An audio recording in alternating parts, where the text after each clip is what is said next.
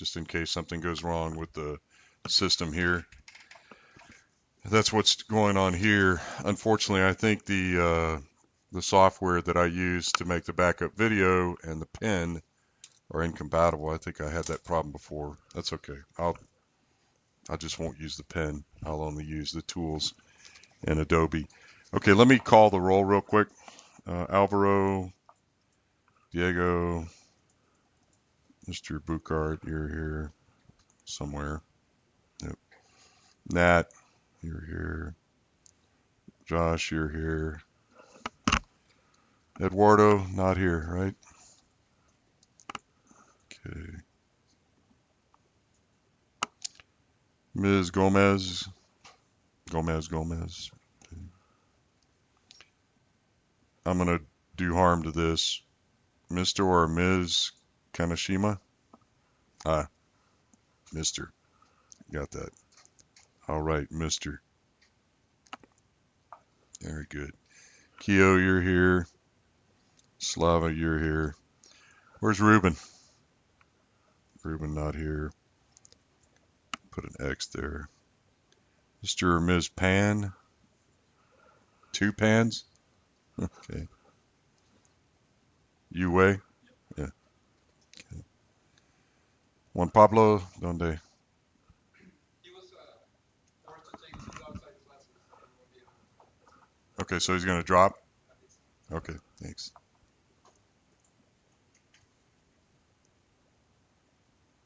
Okay.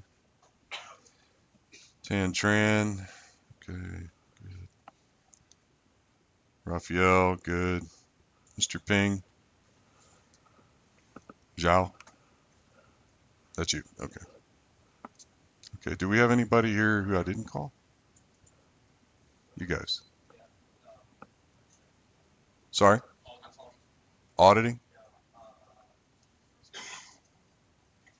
Sorry? Okay. Okay. All right, so the DL people are, obviously I got to check with them. What I'm going to do is send everyone a note. And for those of you who had me for 620, I ask you to give me your resume, which I give you in a really simple one-page form. It'll have your photo. And I also want you to send me an email that confirms you read the syllabus. You know, the syllabus is a contract, blah, blah, blah, but you never read it. So this time I'm going to make sure that you read it and you know what you're getting into. I will make that a formal assignment probably tomorrow or Friday. Never do anything, never take any action until you get a directive from me. For example, the homework portfolio and the reading portfolio, those are in the syllabus. So those you start working on immediately if you want. The exam, I said I would assign it by March 1st. I already know what I want to do. I just need to think about the problems that are on the exam are classical problems. They're out of the literature. I've given them before. I'm not afraid of it. And by exam, I mean it's a take-home test. You'll have about 2 months to work on it, and I have to give you all the materials for it. So that's once do not go back and say, well, what did you do in 2015 or what did you do in 2004? Wait until you get the assignment for the exam. Do not take any initiative. And also wait for me to send you an email asking you for your resume and confirmation reply. And the one thing that I will tell you, those of you that don't know me, that drives me absolutely nuts, is when you reply to me from the eCampus email that I send you. I have a very specific format that I want you to reply to emails or to form your emails from. And the reason is, and Ruben's not here, so I can pick on him, so that I can track your emails. It has your name and the subject line. It has a date, so I can go back and quickly figure out what did we talk about that day. I did not ever throw anything away. I'll answer all your emails within 24 hours unless I'm dead. But I need you to do this for me. You know, I need you to put your email in the right form. So if you reply to me from something I send from eCampus, I'll probably send you a note back and say, please, Mr. Smith or Ms. Smith, you know, send me the email in the proper form. That reminded me of something else, but we'll come back to it. Alex is your grader. Alex, stand up. Alex, wave. Alex, sit down. Alex does not like people. He does not like the limelight. He does not like lecturing. He just likes grading. And he likes to grade really hard. So I have to keep reminding him that this is supposed to be fun and everybody's going to get an A and all that. And then he reminds me that some of you work harder than others. But the way I've set up the course this time, it's almost idiot proof. And I say almost. I'm sure somebody will figure out something to do to me that's going to drive me nuts. But there's a reading portfolio, which is a bunch of papers. I've given you a template. We'll cover it in a minute. All you have to do is put some bullet points in that template, create a 50-page Word file, and just, whenever you're at home thinking about something else, you can read it and type in a bullet point here or there. And then when April 17th rolls around, you just make a PDF and you send it to me, and I put it in a folder, and Alex checks or Tom checks, whatever it might be. Everybody's happy. The homework portfolio is the same thing. It's problems out of the book. But what kind of problems are they, class? They're already worked out. Okay, so they're illustrative examples. Now, I want to warn you, somebody reminded me of this a couple days ago. This text does have a few bugs in it, and so you need to make sure that you actually check the numbers, and that, I will tell you that I want you to do more than is on the page, so that, of course, you'll have to do as well. You have to demonstrate mastery. If you just do something silly like take an image of the problem and stick it in your file, Alex, what's going to happen? We will see them again, correct? They will be repeating it. You're expected to do your own work, obviously, and so we'll talk about that some more as well. Okay, let's just go right down the line. I've made a little introduction on the syllabus, and what I comment on is that I've taught this several times before in the past. I also taught it in the 90s. I did write part of the textbook. It was a long time ago, blah, blah, blah, but I'm very familiar with this material.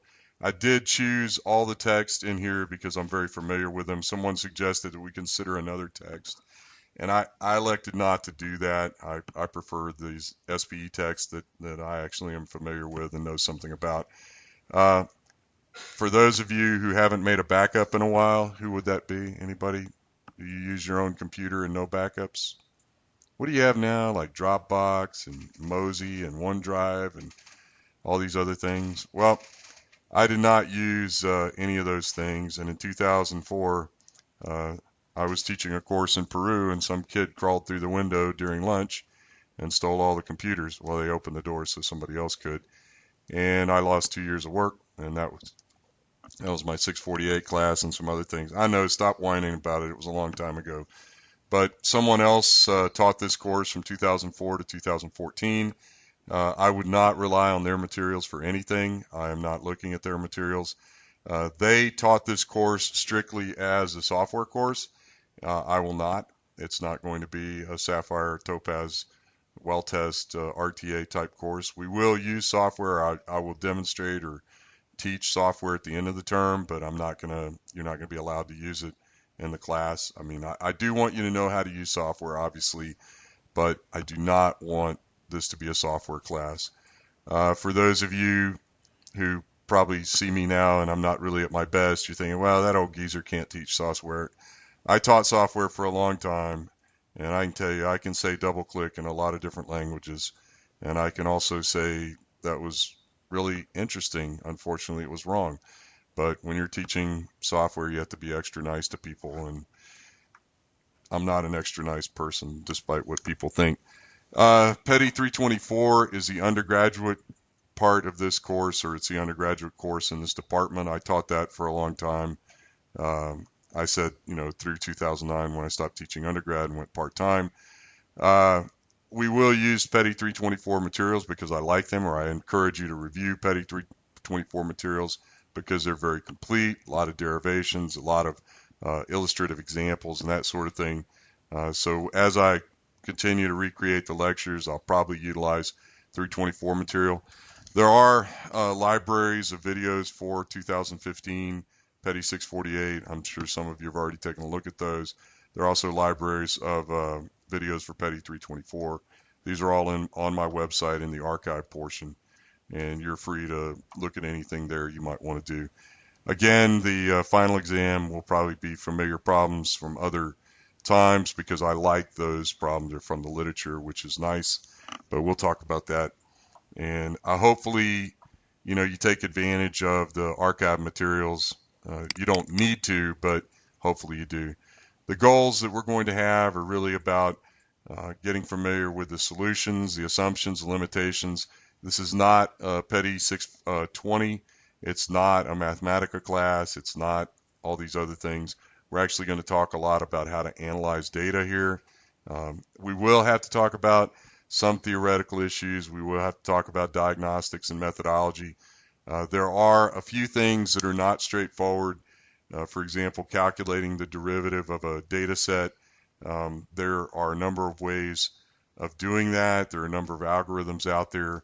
If you just try to walk up to Excel, put the numbers in, and take the difference, you're going to get a cloud of garbage. Everybody does it. I've done it, but we're not going to do that. I'll either give you the data that I want you to analyze, or I do have an Excel file that one of my students took some Fortran code that I had and created a derivative algorithm. The reading assignments, the reading portfolio is 50 papers, as I mentioned. All you have to do is read them in your leisure and sort of fill out this little report or portfolio report. It is a critical component. Yes, I ran this syllabus through my wife. She looked at it and she said, 50 paper reviews, are you some kind of sadist? And I said, well, no, 50 papers is not that many. I mean, I know you're all thinking 50 is a lot, but it's not. And they're all relevant to what we're going to cover in class. I admit, there's probably a dozen or so that are sort of off the beaten path, but if you start reading about naturally fractured reservoirs and you don't read the Warren and Root paper, then you're not really going to get the whole picture on naturally fractured reservoirs. If you don't read the Warren and Root paper, and you don't read the Nahurieta paper, and you don't read the Duchesnois paper, you're really going to be at a disadvantage when people start talking about models. So, I don't expect you to rederive them. I don't expect you to have this intimate knowledge of them, but I do want you to read read the papers that are in the assignments, and frankly, hopefully it causes you to ask questions in lecture and so forth. The homework portfolio, as I mentioned, is 25 problems taken from the text. They're all example problems, so the answer is there. And the goal there is to create some value in your, reading and learning. As such, the reading portfolio is 20% of your grade. The homework portfolio is 50% of your grade. And then the final exam is 30% of your grade. So any one of these could be devastating. If you decide you don't want to do the reading portfolio, that's going to hurt. If you decide you don't want to do the homework portfolio, well, that's really going to hurt. And if you decide you don't want to take the final exam, I guess that's going to hurt even more. So I bet the rest of this is just some issues and comments about how I look at people. And, I am a teacher despite my dress and my attitude and my behavior. And I'm probably not the best teacher you're going to have, but I guarantee you I'll be the best motivator you ever have. Students come first with me. I don't particularly always deal with you in the very best way, but I can assure you if you have a learning issue or a personal issue that is precluding you from learning, I can try to help, but I'm not a psychologist. I can't fix everything, but I will try to help, and especially when no one else will. You have to pull your own weight, and I really have low tolerance. I'll say I might even have negative tolerance for those who just want to get by, who don't really want to do the work. And again, I'm probably not at my best right now, but let me make sure you understand what I just said.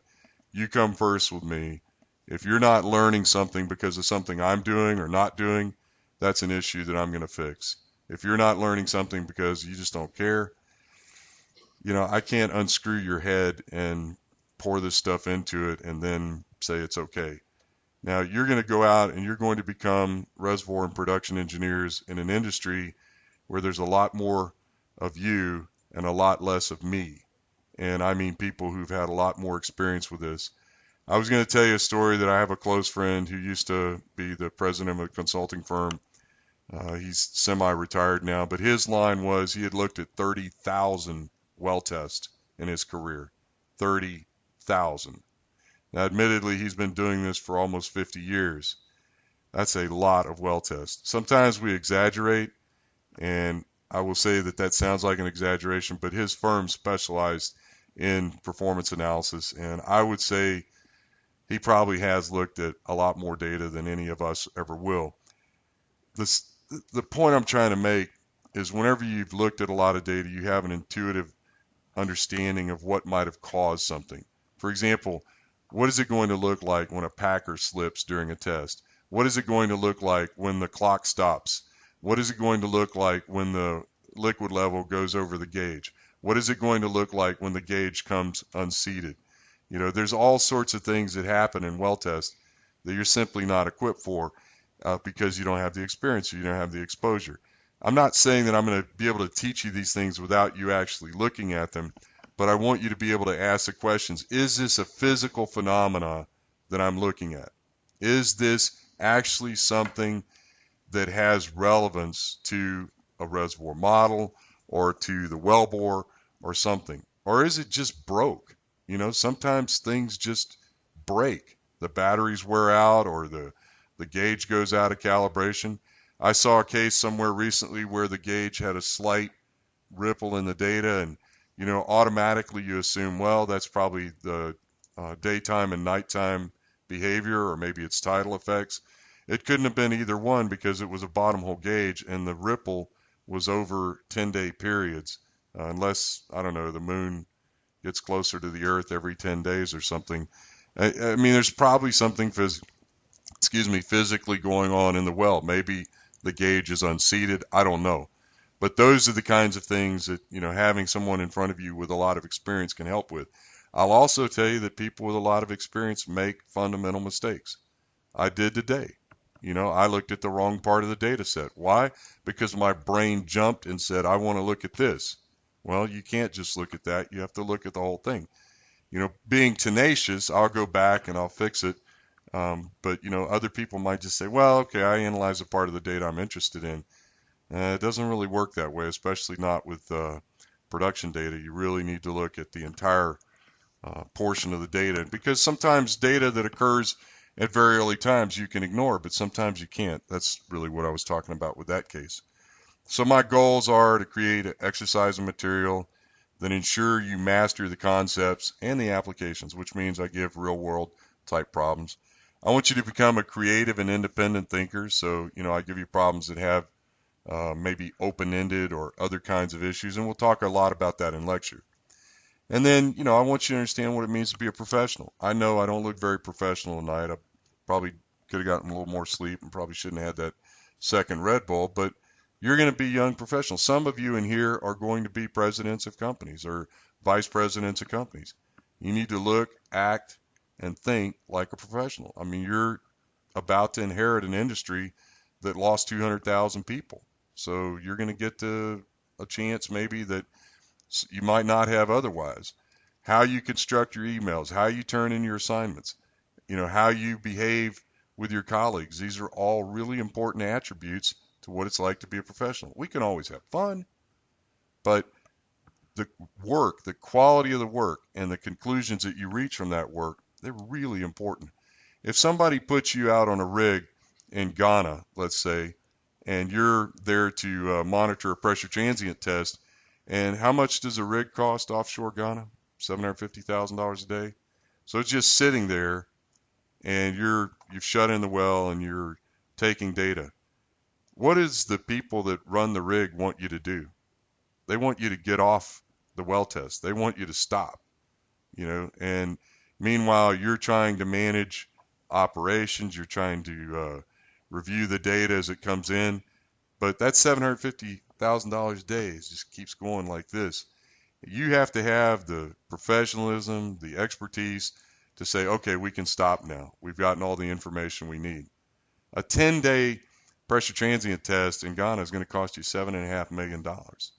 What if you could have done it in 3? What if it's a failure? What happened to that $7.5 million? Somebody still has to pay the bill. And you need to ask those questions before you start. One of the things I'll tell you about pressure transient testing is there should never be a poorly executed test. It's just like anything else in life. If you do your preparation, you do your test design, especially now, because the software even has a button that says test design.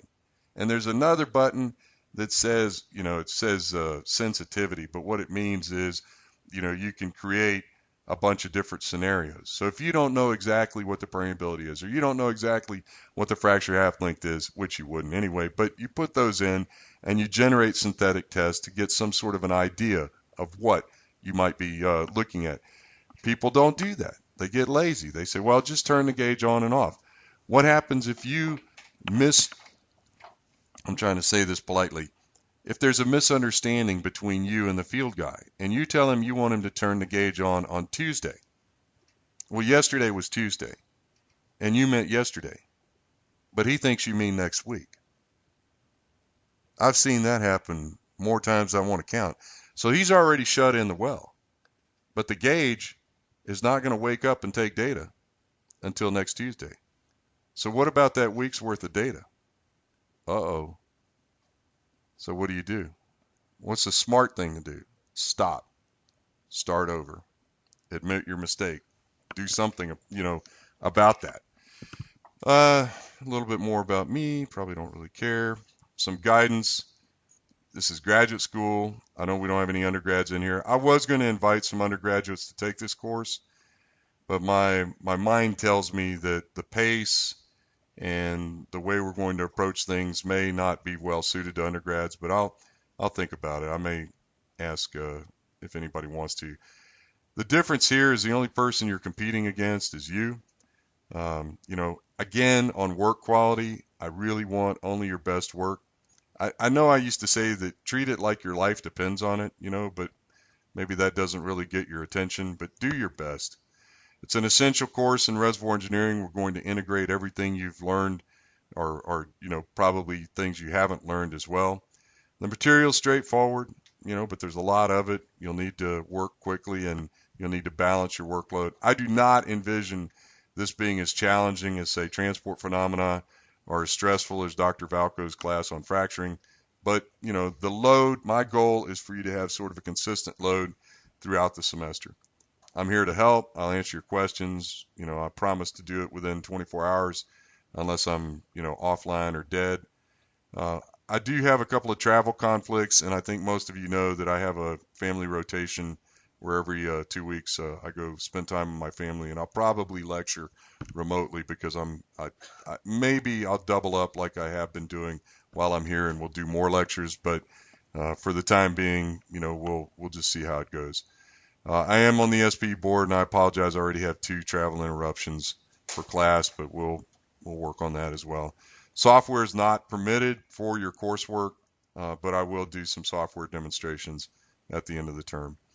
Again, myself and Alex, and then all of the textbooks. This is Lee's well testing text from '82. This is Lee, Rollins, and Spivey from 2003. That's the book I worked on. This is an ancient book from 1967. Remarkably, though, these guys did a really good job. This was actually the first SP monograph. They did a really nice job. I again want to repeat that. And then the update to that was Erlager's monograph in 1977. You need to get a copy of these somewhere. These are essential for the course. I didn't put this in the syllabus, and it's a little bit awkward to say it, but these books are available on the internet in some form or fashion, and I'm sure you already know that. So, there is a subscription service that people like me use, and I know that all of them are available on that subscription service, but technically, there are probably still some copyright issues, but if you are motivated to buy them, I strongly encourage you to do so. I understand there's an expense. I understand you're students, but hey, I buy you dinner. I'm here. Think about it. The ones that are from SPE should be pretty cheap. Then I said these are also required.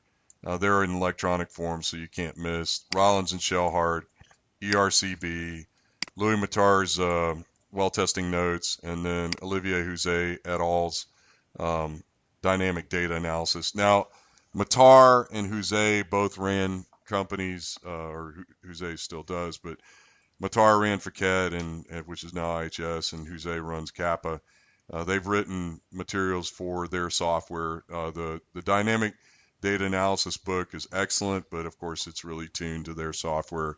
Louis' well test interpretation notes are very good, but they're also tuned to his software.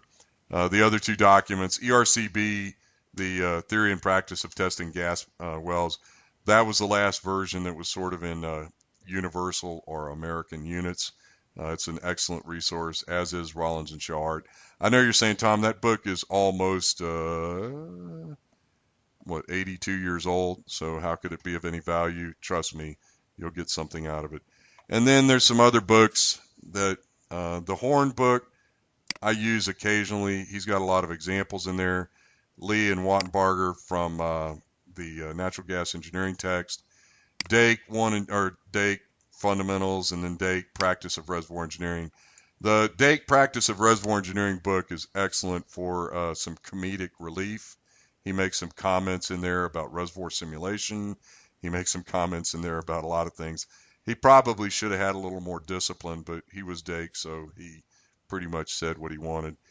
You could put it simply by saying he wasn't very impressed with modern tools for reservoir modeling. He believed everybody should do reservoir engineering with a pencil. Bourdais' well test analysis book. It is a tough book to get a handle on. To buy, I had some hard time finding it. I think it's more or less out of print, as in Raghavan's text as well. These would be more resource text. Bourdais' book. Bourdais was a guy who worked for Flow Patrol, and he was actually sort of an inspiration for forming Kappa. But he's got a lot of examples in that book and a lot of different kinds of reservoir model responses. Raghavan's text is sort of the 1990s Bible for well test analysis. It was a bit more theoretical probably than people wanted, but it's an excellent book as well. So, however you acquire these is your business, but I definitely think you need to get copies of them. The course site is here. I will not maintain the eCampus site. Everything that I do will be here. I will use eCampus to communicate with you because we're required to do so, and frankly, that's a lot easier. And then the 324 materials are here, so if anybody needs those. Again, the homework portfolio is 20%. The reading portfolio is 20%. The homework portfolio is 50%. The final exam is 30%. This is unfortunately the unpleasant part of the course, or the unpleasant part of the discussion. You're expected to attend class every session. Resident students are required to be here. Some aren't tonight, but that's okay. They'll figure that out. Distance learning students are expected to review the materials 24 hours after the lecture. I'm not, going to check you, the distance learning people, but I really do want them to do that. It's not a casual requirement. If you don't come to class all semester, there will be penalties. I think that's only fair. I'll also say, and I'll say this clearly and distinctly, there is a correlation of mastery with going to class. If you don't come to class, maybe you're one of these people that can learn from Coursera or, from videos or something else, but having me here, having your classmates here to discuss things, that's really going to be important. I can't emphasize that enough. Policy on grading, policy on regrading, late assignments, all this is stuff you already know, but again, it's in black and white here, so you'll really know it. Scholastic dishonesty issues, etc. Collaboration is permitted on the homework portfolio. Theoretically, I guess collaboration would be permitted on the reading portfolio, but I don't know how you would read and together. I would say that is not a logical thing. So I don't mind if you work together on the homework portfolio, but you need to do your own work. You cannot, this row, for example, you don't work problem one, you don't work problem two, three, four, five, and then exchange. That's not what I mean by collaboration.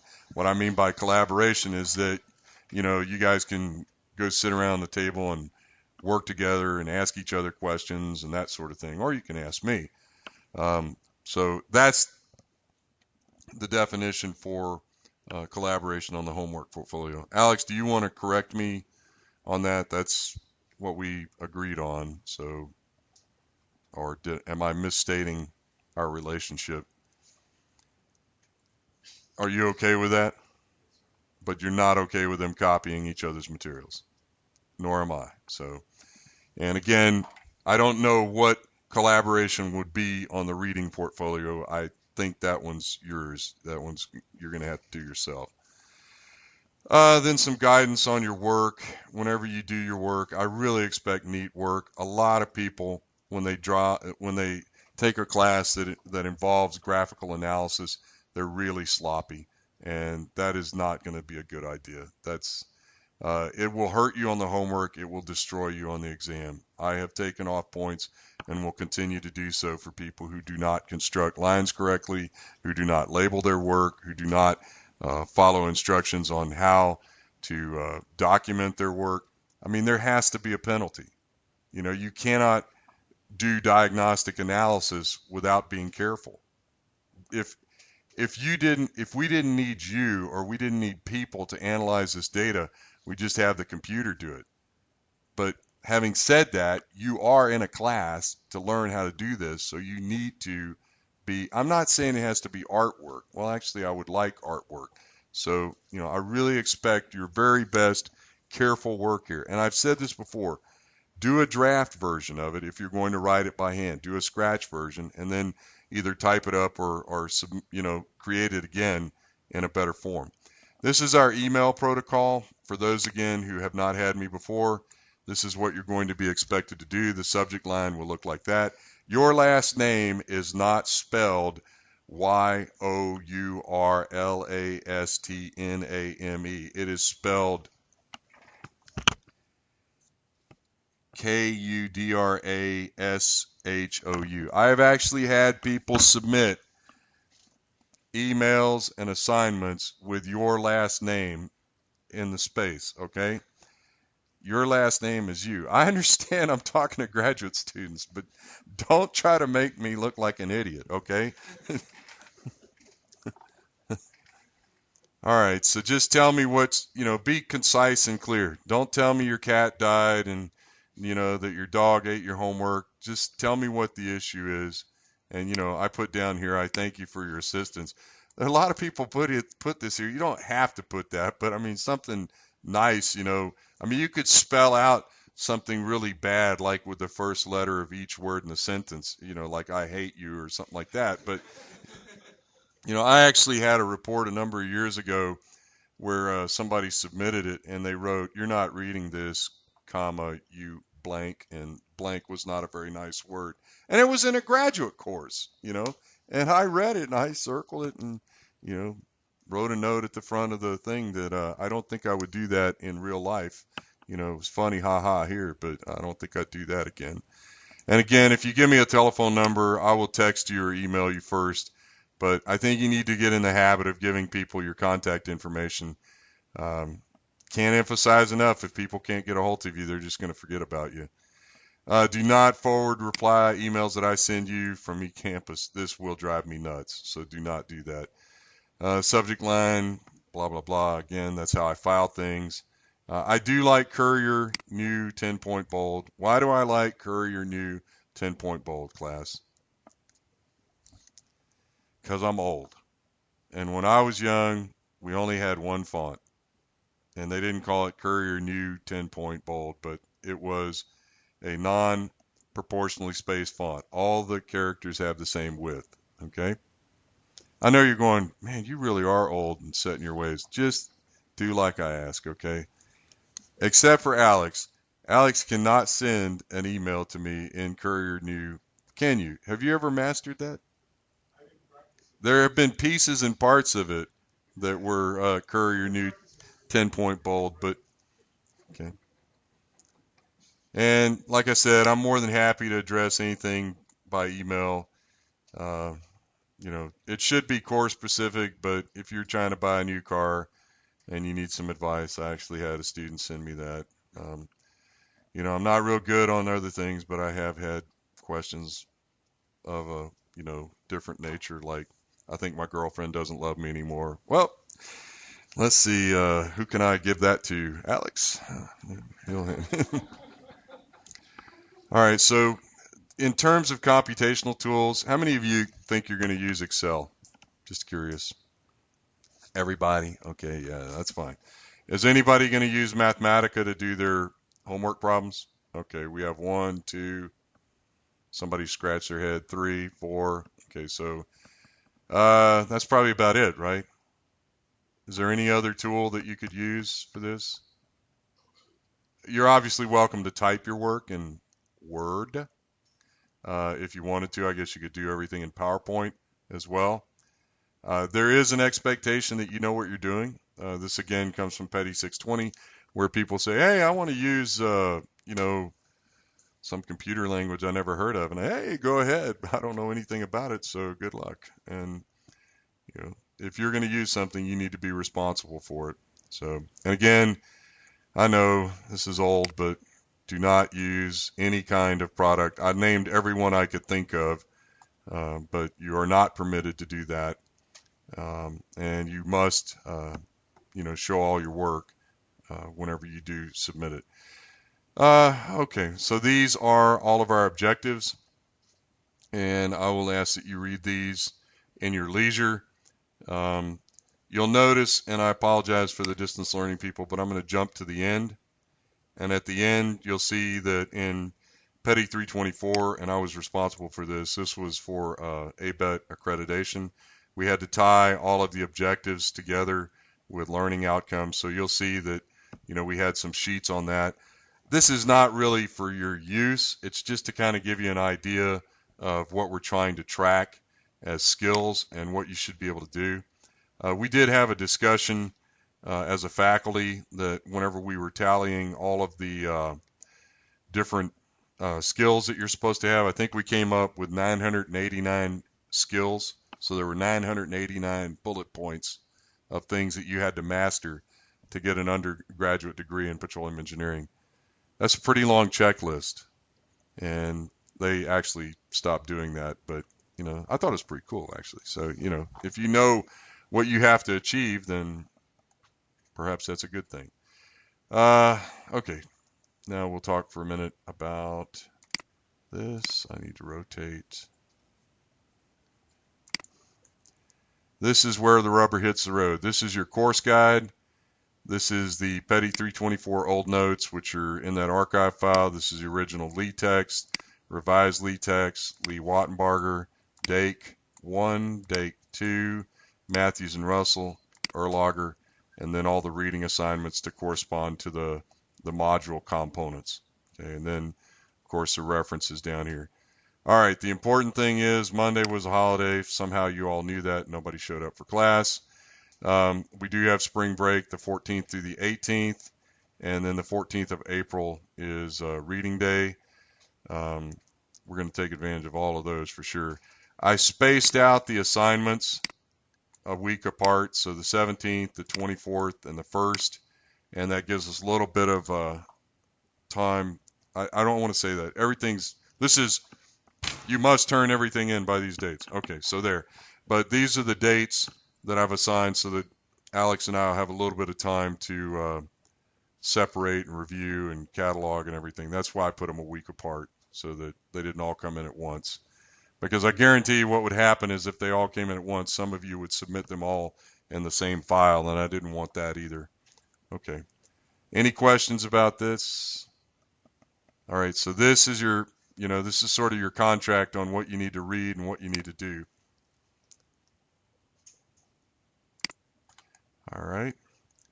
And then the homework portfolio on Monday the 24th of April by 5 p.m., that is this number, you will send me a single PDF file, and it will be named this. Do not put your last name as the name of the file. geniuses. I'm sure somebody will. Okay, if it's less than 50 megabytes, you can send it to my email address. If it's more than that, or you cannot load a file that large, you know how to use the Texas A&M FileX system where you load it onto them and then it sends me an email. So this is the Lee Rollins and Spivey example 1, example 1.1, 1.4, blah, blah, blah, all the way down to the 25th problem. This is 50% of your grade, and you're going to earn it. It's probably, you're going to love me, but you're going to hate me. So, but you are permitted to work together. I mentioned that here, but you're not allowed to submit copied work. You're not allowed to use any kind of software to do this. And again, if you do, it'll result in a 0 grade. The reading portfolio is due on the 17th of April, and its protocol is here. What I want you to do is take this part out and put it into a Word file, and then you'll give me the citation, and then you'll tell me bullet point by bullet point. And yeah, I know I should be a nicer guy and give you all the citations, but frankly, you got to do something in this relationship. So then, what was the problem solved? Bullet point 1. I like short bullet points, so that ought to make it easy. What are the assumptions, limitations? What are the practical applications? How could this be extended or improved? And you notice I wrote optional because maybe it can't or shouldn't. Are there applications other than those given by the author or other where the solutions could be applied? This is also optional. So I know these two are really kind of close together, but I made them optional this time. So what you really need to focus on is these 3. What was the problem solved? What are the assumptions, limitations, and what are the practical applications? Now, some of you are probably thinking, hey, the assumptions and limitations, and you're going to write them down, and you're going to be really careful about how you write them down. Do you think you can violate assumptions in reservoir engineering and get away with it? We do it every single day. Every solution we have is some sort of an approximation, and some of them are not very good approximations. I need you to think about what happens when you violate the assumptions and limitations. For example, let me pick on someone who had 620. Who wants to volunteer? Alvaro. What happens if we have a liquid solution and we apply it to a gas case? Is it going to be a little wrong, a lot wrong, or don't know? Do you want to pass?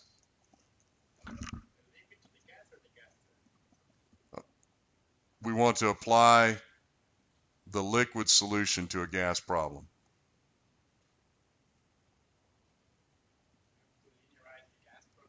Okay, now you're describing how to fix it. But what happens if you don't fix it?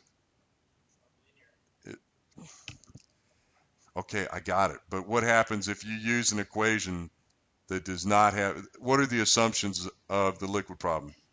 Gas and viscosity and compressibility are constant. What are the assumptions, or what are the facts of a gas problem? But those things are highly pressure dependent. So if you use an equation that's valid for a liquid on a gas problem, what's going to happen? The right answer is you don't know, but it's probably not going to work. Okay.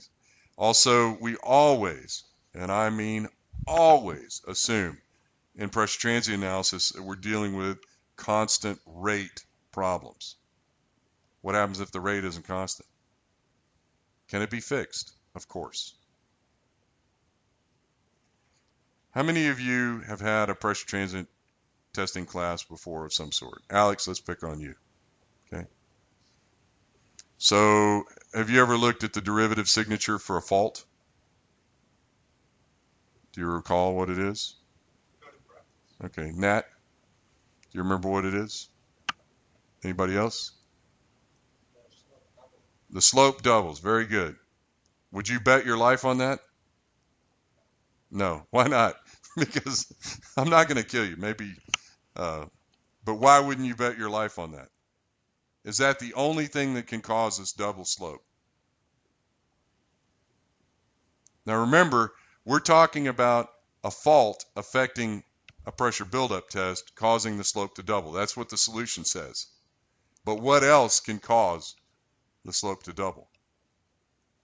Well, it could be a radial composite system, which is analogous to, a boundary or a fault. But what else could cause it? So when you run a pressure buildup test, you produce the well. This is simple now, and then you stop producing the well. Do you have to account for the time when you produce the well, or can you ignore it? This is a mirror image problem. Is the buildup the same as the drawdown? No, because the history of the drawdown is important. If you have an erroneous history, or you fail to account for the history, you can generate a double slope trend. There's a famous solution for DSTs that was derived by some guys at Stanford who were at Petrobras. And they showed that the boundary condition for a drill stem test, a DST, yields a double slope solution. So you'll have people that say there's a fault 17 feet from the well. No, the problem has the wrong boundary condition. Okay. What else could cause a doubling of slope? Could a dual porosity reservoir cause a doubling of slope? Not exactly, but if you don't know it's there, it could be the same thing. So I'm just giving you a very simple case of where there might be assumptions and limitations that you haven't really thought about that we violate all the time. But then, you expect to see something because you say, well, if I see a doubling of slope, it must be a fault. Not necessarily.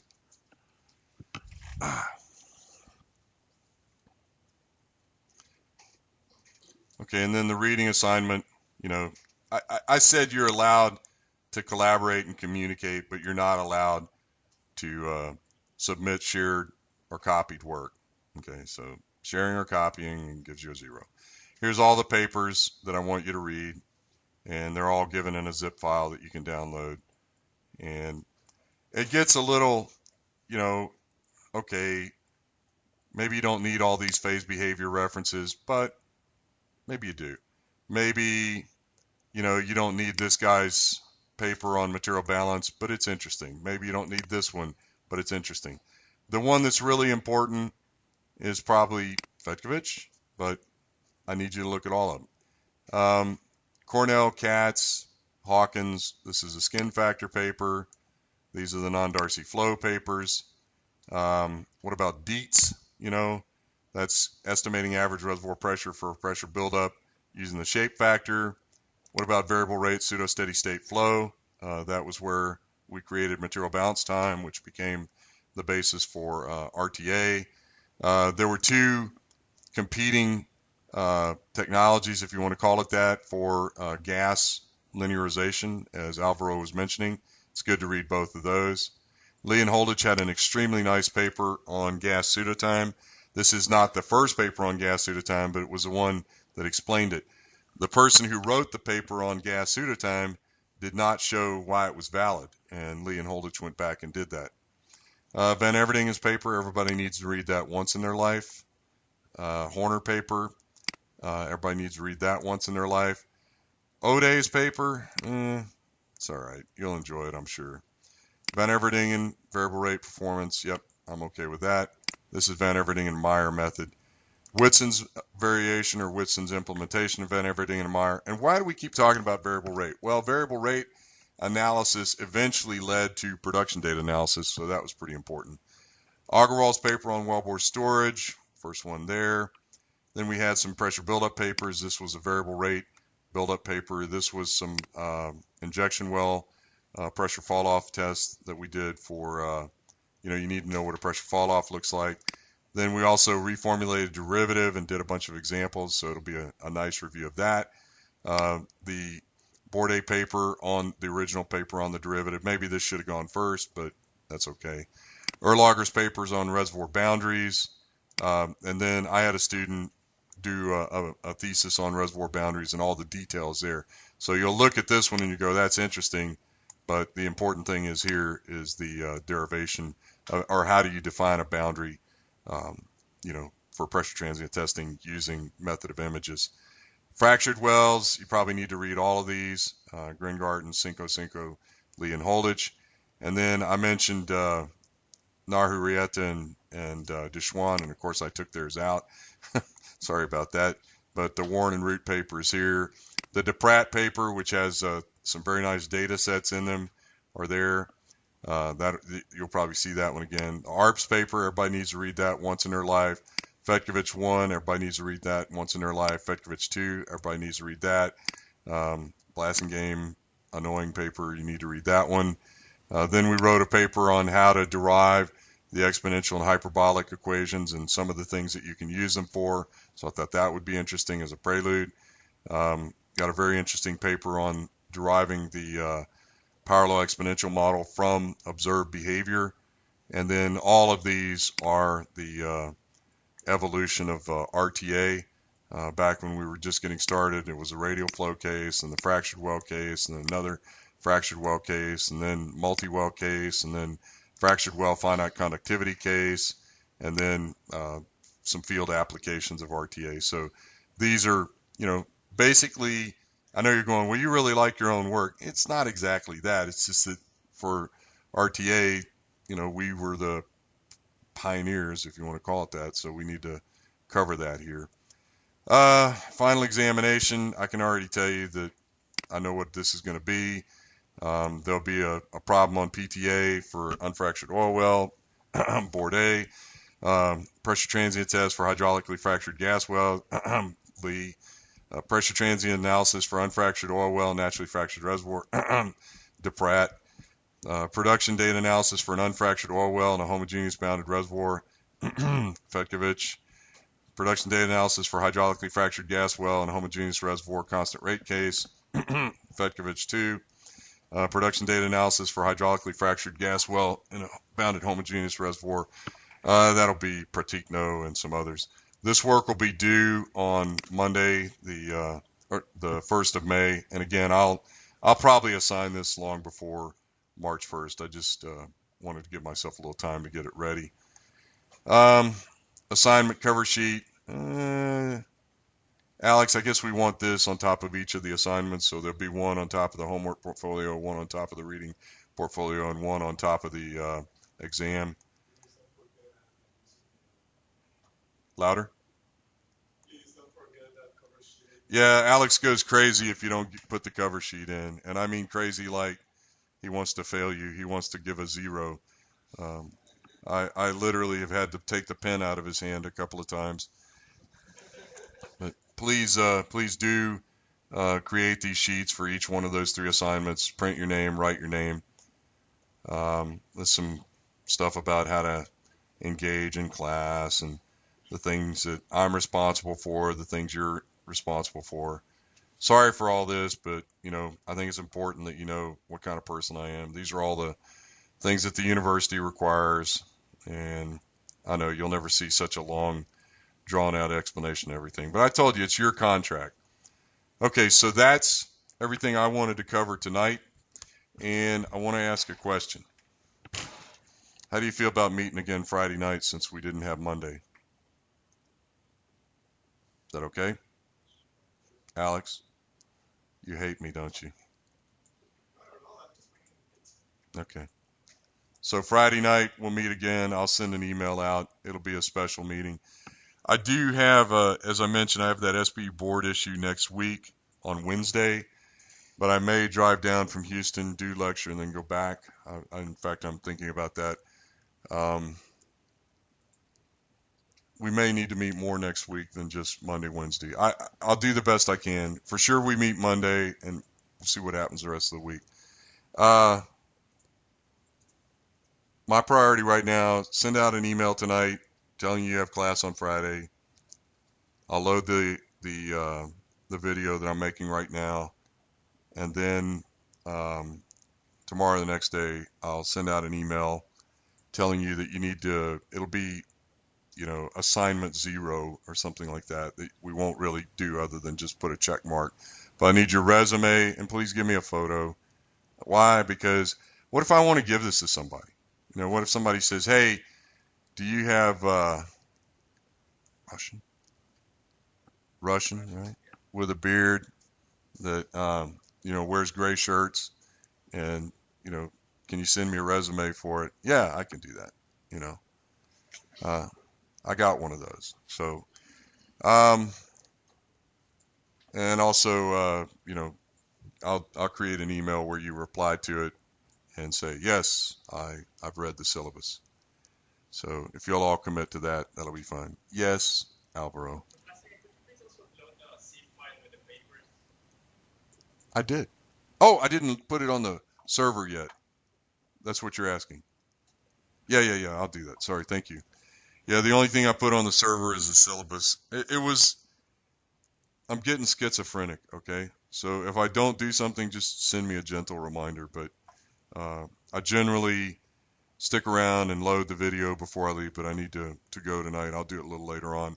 And then, yeah, I'll load the zip file. I've got it ready. I just didn't do it. So that's about it. Anything else? We're going to have a lot of fun. Everybody's going to make an A. Hmm?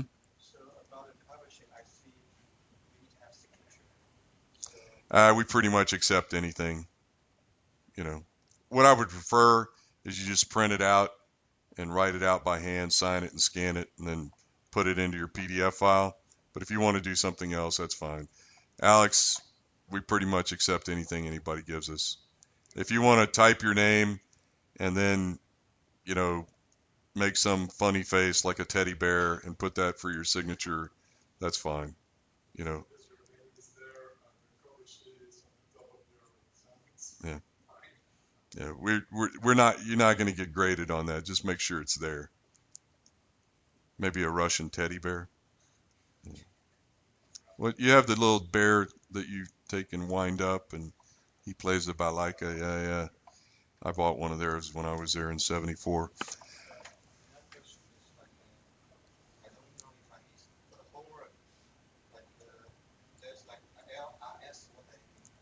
Lee Rollins Spivey.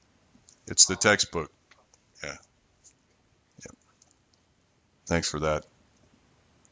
I thought I labeled it, but that'll be another thing I need to fix. And every time you find something I did wrong, tell me. How many of you saw the movie The Godfather? Nobody? Yeah? Do you remember what happened in The Godfather whenever the guy didn't get the movie part? Yeah? I thought I said it was Lee Rollins Spivey. Okay, I'll fix it. I'll put LRS. Um, the lawyer said that Mr. Carleone likes to have bad news immediately. Okay, so I like bad news immediately. I'll make a note to myself. Alex, remind me if I don't. I saw a couple of other typos, so I'll do that. Anything else, Raphael? Everybody happy? It's going to be a wild ride, but it's going to be fun. I want you to enjoy this. This is not rote. I mean, this is not self-study. We're going to go over these cases. We're going to go over lecture materials. We're going to talk about things. I made some notes tonight that I wanted to talk about, but I better put them into PowerPoint somehow or put them into PDF because I'm worried that if I use the pen, it'll kill the backup video. So stop there. Anything else? So I've got two people who are auditing to consider this, and a young lady in the back is also auditing. Okay. Once we start class for real, you got to be enrolled, you know. So please make up your mind, and I hope you decide to take it. I think it's going to be a lot of fun, but this is a good number of people for me. Let me think about whether we want to invite some undergrads. How do you feel about that, Alex? Don't really care. That's nice.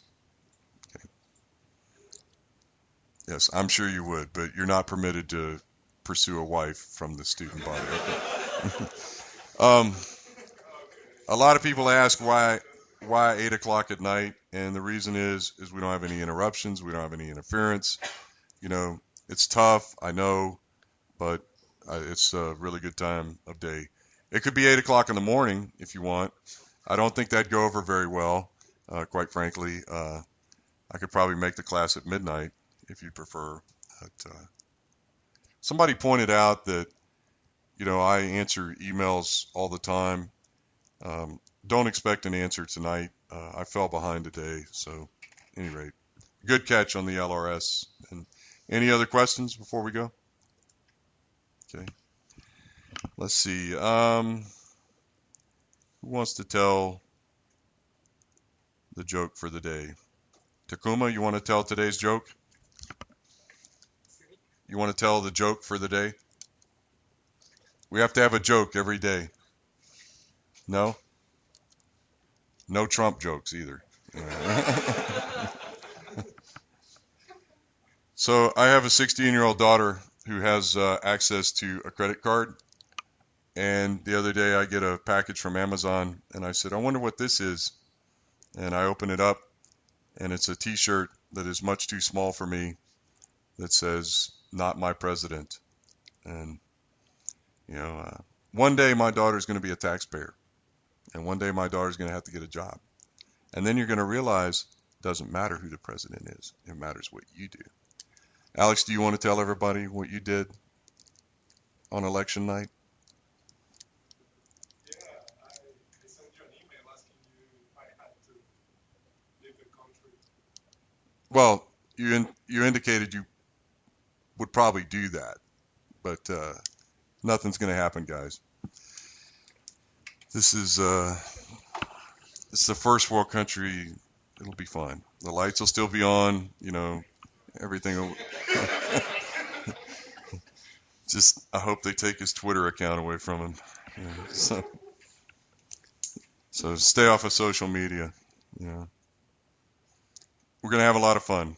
I made the course end a little early so that nothing will interfere with your other exams, and I think that's going to be good for everybody. So I do not want anybody to become exhausted from this. Trust me, you can handle the homework problems, you can handle the reading assignments, and if you have a pulse, right here, you can handle the exam assignments. So, and by the way, I will not make the mistake that I made the last time, which is, I will put on the plot that says, if this plot is not applicable, tell me why, but in the past, someone interpreted that as this problem is not applicable, and that is not a valid answer. Okay, so this is the first day of class. I will not give you a problem that you cannot work. Or more to the point, let me rearrange the words. I will not give you a problem that you should not give me a solution to, okay? There are some problems out there that cannot be solved. I will not give you those. You are expected. Anything I give you as an assignment will have an answer. And if there's any curiosity about that, then be sure and ask. Anything else? I think it'll be fun. Okay, so Mathematica people, make sure your work is clear and crisp. Excel people, good luck. How are you going to create a portfolio of Excel problems? You're going to make one giant workbook? You're going to make 25 workbooks? What are you going to do? God only knows. Okay. All right, well, start thinking about how you're going to arrange your work. If you have any questions about, whether this is going to get past Alex and me, ask Alex or me or both of us, and we'll let you know. You do not want to get a surprise on April 24th. So, but I think you'll figure out as we go along the kind of level of detail we're looking for. That is a lot of pencils. Were you in the military or something? Yeah? Will you hold it up for everybody to see? Come on. Oh, okay. Yeah, okay. I had a friend of mine who lived in Midland, and his wife was from Senegal. And I went to their house, and irons, like you use this? She had about 500 antique irons in the house. 500. That's 500 of these. They were everywhere. They were on the chairs, on the tables. She had racks built and everything else. And I said, "Do you think you have enough irons?" And she said to me, "No." So, do you think you have enough pencils? No. Okay. All right, everyone. We'll see you on Friday night.